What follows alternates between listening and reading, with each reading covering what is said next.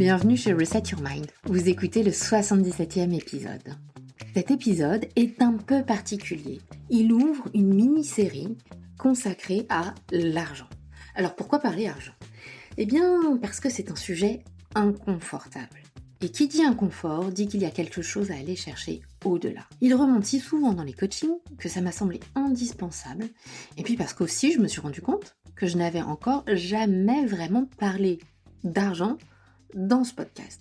C'est quand même dingue. Alors, c'est vrai qu'on préfère toujours ou souvent dire que l'on travaille par passion, plutôt que de dire que l'on veut être reconnu justement à la hauteur de cette passion plutôt que par un montant ou un chiffre. Alors c'est vrai, c'est plus noble, c'est plus glorieux de travailler par passion, par foi. Et parce qu'aussi, les entretiens annuels approchent, je me suis dit que c'était un peu le bon moment pour parler d'argent. Et puis, je vois bien trop de leaders, trop de talents me dire « je ne sais pas combien je vaux. Je ne sais pas comment demander une augmentation.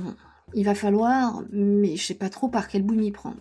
Non, je ne veux pas parler d'argent, je ne veux pas être arrogant ou arrogante. » Alors j'ai voulu en parler, pas dans un seul épisode, parce que ce serait trop simple et trop court, mais vraiment donc dans une série de 3 épisodes avec 3 thématiques distinctes.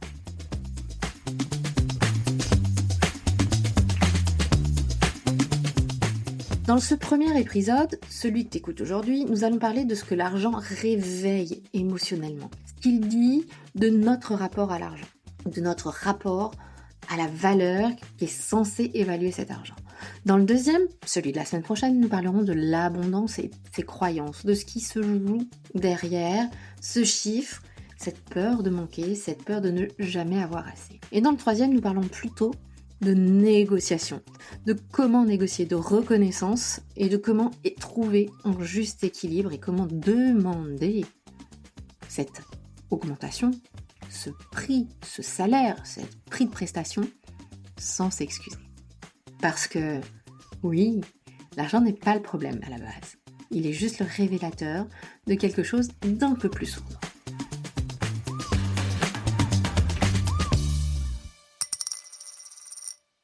L'argent, c'est rarement une question d'argent. C'est une question de valeur la plupart du temps. De la valeur que l'on s'accorde, de la valeur que l'on ose reconnaître et de celle que l'on se refuse encore. Je ne sais pas si je vous l'ai déjà partagé dans ces épisodes, mais je suis issue d'un milieu plutôt modeste, voire même très modeste. Pas pauvre, j'ai toujours eu à manger à ma faim, mais les fins de mois n'étaient pas forcément toujours faciles lorsque j'étais enfant, ou même dans ma vie de jeune active, quand j'ai commencé à travailler tout en continuant à être étudiante. Je peux vous assurer que payer son loyer, la fac, tout le nécessaire pour vivre, pas toujours été très très simple. Alors depuis toujours, l'argent n'a jamais vraiment été pour moi un sujet de fierté. Fin de mois parfois serré, ok. Des vacances dans mon enfance, pas forcément automatiques. Dans ma vie de jeune active, vraiment pas automatique du tout, plusieurs années sans vacances. Et j'ai grandi avec ces phrases « l'argent ça se mérite ». L'argent ça ne pousse pas sur les arbres. Et surtout, cette petite phrase un peu suspicieuse, un peu sous-entendue et pas prononcée très haut de « ceux qui en ont trop sont pas forcément des gens très honnêtes ». Alors longtemps, j'ai cru que c'était la norme. Qu'être discrète, c'était élégant. Qu'être reconnaissante, c'était suffisant. Et que parler d'argent, c'était presque vulgaire. Oui, il y a vraiment toute cette ambiance, tous ces non-dits qui viennent se greffer autour de l'argent lorsque l'on parle, lorsque l'on évoque ce concept. D'ailleurs, si tu veux prendre quelques instants, si je te dis juste le mot argent, quels sont les premiers mots qui te viennent à l'esprit ? Tu sais, ceux qui popent là, alors même qu'il n'y a pas de réflexion, alors même qu'il n'y a pas de précision du contexte. Je serais curieuse de les connaître. Il y a une phrase que Brooke Castillo dit très régulièrement dans ses différents contenus, podcasts ou formations, c'est « on ne reçoit pas à la hauteur de ce que l'on mérite, mais à la hauteur de ce que l'on s'autorise ». Cette phrase, j'avoue que je l'ai entendue assez tardivement et m'a fait l'effet d'une gifle. Parce que oui, je me suis rendu compte à ce moment-là que je m'étais autorisée très peu, si peu. Et c'est vrai que l'argent en France, il gêne, il divise, il questionne. Si tu en gagnes trop, c'est suspect. Si tu n'en gagnes pas assez, c'est que tu as raté quelque chose. L'argent, il ne dit pas seulement ce que tu gagnes. Il dit aussi, quelque part derrière, qui tu es.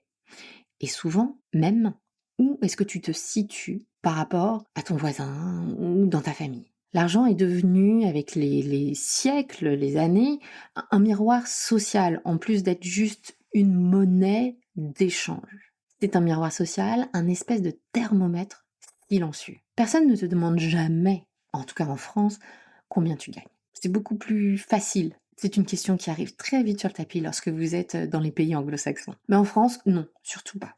En revanche, on te demandera, est-ce que tu travailles toujours dans la même société? Ou est-ce que tu pars en vacances éventuellement cette année? Ou est-ce que tu t'es acheté une nouvelle voiture? Parce qu'ici, la réussite, elle doit se deviner. Il ne faut pas trop la montrer. Ça ne se dit pas. Ce n'est pas noble, ce n'est pas propre, c'est pas bien élevé. Et dans beaucoup de familles, parler d'argent, c'est presque intime. On peut parler d'énormément de choses, de santé, de politique, d'amour ou autre, mais pas de ce que l'on gagne. Est-ce que tu sais combien gagne ton beau-frère, ta cousine ou tes meilleurs amis? C'est fou, non? Cette gêne collective, elle n'est pas anodine, hein, le poids, l'héritage de notre éducation. Mais cette gêne collective, elle façonne aussi notre rapport à la reconnaissance, à la comparaison et à la légitimité. Parce que l'argent est le nerf de la guerre, l'argent est cet étalon d'évaluation commun à toutes. Et puis je t'avoue qu'un jour, moi j'ai eu un déclic. Il y a eu ce moment où je co-dirigeais un département avec un homme. J'avais donc à côté de moi un collègue masculin. Et au hasard de discussions, de partage, j'ai appris que son salaire était le double du mien. Le double. Là, j'avoue que je suis tombée un peu dans la sidération. Puis, je suis aussi tombée dans la colère. Puis, il y a eu un autre effet revers de médaille qui a été plus intérieur, plus silencieux, celui-là qui a été et oui, encore une fois. Parce que oui, c'était pas la première fois. Tu le sais maintenant, j'ai évolué la plus grande partie de ma carrière dans le milieu du digital, de la tech, sans pour autant être tech moi-même, donc très masculin. Et donc, c'était pas la première fois que je faisais autant, voire plus, ou qu'en tout cas à poste équivalent et à niveau hiérarchique équivalent, je gagnais moins. Ce chiffre, dans l'absolu, ça ne reste qu'un chiffre. Le problème, c'est qu'il ne disait pas seulement tu gagnes moins, il disait quelque part, en tout cas dans mon interprétation, tu vaux moins. Et le pire, c'est que sur le moment, je n'ai pas été en révolte. Sur le moment, j'ai douté. Peut-être qu'il ne mérite plus. Peut-être que je n'ai pas assez demandé. Et ça, souvent, chez nous, mesdames, face à une inégalité, notre premier réflexe n'est pas la rébellion. Contrairement à vous, messieurs, qui peuvent beaucoup plus facilement passer en mode action et mode rébellion, je dirais. Chez nous, ça va plutôt être tout de suite la remise en question. Et on va chercher ce que l'on a mal fait. On va chercher ce que l'on n'a pas encore assez. Pas assez d'expertise, pas assez d'expérience dans ce poste, pas assez d'ancienneté, ce genre de choses. Et cette idée que le travail finit toujours par payer, que les résultats parleront d'eux-mêmes, on le porte à bout de bras depuis toujours. Et c'est tellement ancré en nous, c'est tellement présent qu'on ne s'en rend même plus compte. En revanche, ça génère des fonctionnements par automatisme, des fonctionnements et des réflexions par automatisme comme cela. Et ça, ce jour-là, j'ai vraiment compris à quel point ces automatismes m'enfermaient. Parce que pendant que je passais mon temps à prouver, je demandais pas, forcément. Et pendant que je faisais mes preuves, eh bien d'autres négociaient. Et c'est tout à leur honneur. Ce collègue, je ne lui en voulais absolument pas. Je n'étais pas en colère contre lui, je n'étais pas revendicatrice vis-à-vis de lui, mais plutôt par rapport au système. Et parce que pendant que je m'appliquais moi à bien faire, eh bien d'autres se positionnaient. Et ça semblait tellement plus facile pour eux qu'il y avait ensuite cette notion de justice ou d'injustice, de valeur qui pouvait bien évidemment venir envenimer la situation. Il y a une phrase que je me répète depuis et que je répète souvent à mes coachés quand ces thématiques d'argent viennent sur la table des sessions de coaching, c'est l'argent n'est qu'un amplificateur. Il ne change pas qui tu es, il le rend juste visible. Parce qu'au fond, l'argent ne transforme pas, il révèle le positif comme le négatif. Il rend visible ce que l'on croit mériter. Et c'est là que l'on va tomber dans des mécanismes un petit peu archaïques, où notre cerveau, lui, il est dans l'inconfort dès qu'on parle d'argent. Et c'est pour ça que c'est aussi délicat pour la plupart d'entre nous de parler d'argent. Notre cerveau, il n'est pas programmé pour la reconnaissance. Il est programmé pour la sécurité. Donc dès qu'on parle d'argent, il y a deux circuits qui vont s'activer fortement. Celui de la sécurité et celui de la récompense. Et face à l'argent, le premier qui s'active, c'est la peur de perdre. Bien avant la joie de recevoir. Parce que demander, c'est s'exposer. Gagner plus, c'est risquer d'être jugé. Alors lui, le cerveau, qu'est-ce qu'il fait? Eh bien, et puis, il choisit la modestie, il choisit de la sécurité, donc de pas trop se mettre en avant, de ne pas trop s'exposer. Parce qu'à ses yeux, la survie vaut mieux que la liberté. Et ça, ce sont des mécanismes, des réflexes qui ne viennent pas d'un manque d'ambition. Ces réflexes viennent d'un excès de formatage, d'ancrage dans votre cerveau. La loyauté envers ce que l'on a appris à être, sage, appliqué, reconnaissant, loyaux, et puis peut-être un petit peu au-dessus de la moyenne. En ne parlant pas d'argent, c'est que nous, ça ne nous intéresse pas. Soyons honnêtes, l'argent ne fait pas le bonheur, mais il y contribue quand même sacrément. Donc c'est vrai qu'à force de loyauté envers un employeur, envers un code d'honneur, envers vos parents aussi peut-être, qui sont issus d'un milieu modeste, tout comme moi, et gagner plus, pour qui est-ce que l'on se prend? Avoir des ambitions supérieures, après tout, pour qui es-tu? Comment oses-tu? Alors on attend, et on se dit que l'on n'est pas légitime à demander, que c'est déjà pas si mal que ça. Alors moi j'ai 3 questions pour toi aujourd'hui. Quelle phrase sur l'argent as-tu le plus entendue dans ton enfance? Tu peux faire pause, mais quelle phrase sur l'argent as-tu le plus entendue dans ton enfance? Que disent-elles encore de toi aujourd'hui? Comment est-ce qu'elles conditionnent encore ton rapport à l'argent à ton avis? Deuxième question, dans quelle situation récente t'es-tu minimisé sans t'en rendre compte par inconfort ou justement par biais, par ces phrases, ces fameuses phrases que tu as entendues depuis toujours? Et ma troisième question serait, et si revendiquer cette somme d'argent, quelle qu'elle soit, c'était aussi un acte de loyauté, après tout, et cette fois-ci envers toi?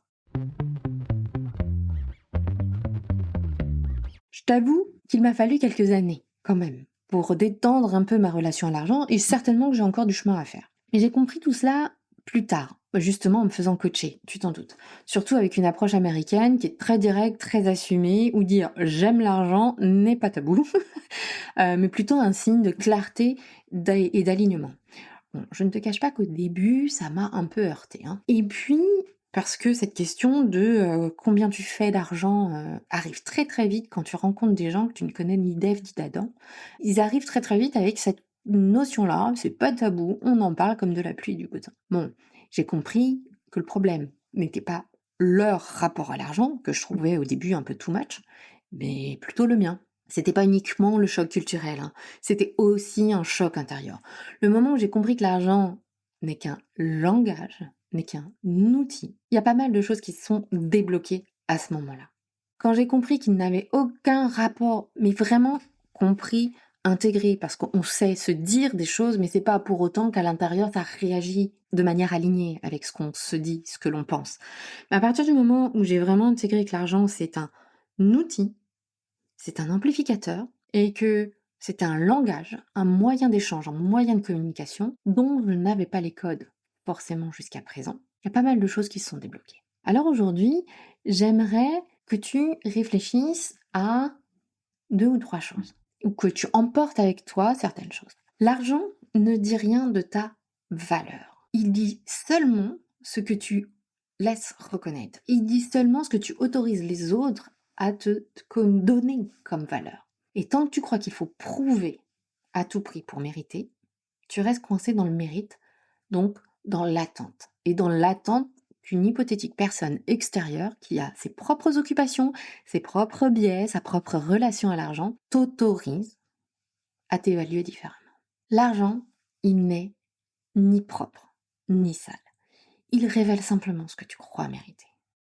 Alors j'aimerais vraiment que tu prennes le temps de réfléchir à ça cette semaine? Qu'est-ce que tu crois vraiment mériter?